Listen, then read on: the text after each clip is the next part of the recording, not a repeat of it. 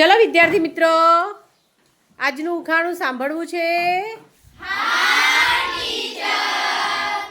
તો આજનું ઉખાણું છે, એવી કઈ ચીજ છે જેને આપણે ગળીએ તો જીવતા થઈ જઈએ અથવા જીવિત રહીએ, અને જો એ આપણને ગળે તો આપણે મરી જઈએ? એવી કઈ ચીજ છે જેને આપણે ગળીએ તો આપણે જીવિત રહીએ અને એ આપણને ગળે તો આપણે મરી જઈએ?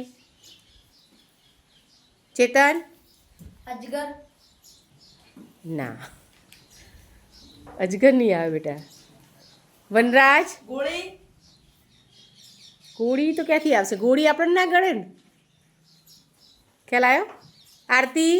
પાણી. પાણી. સરસ. શું આવશે જવાબ?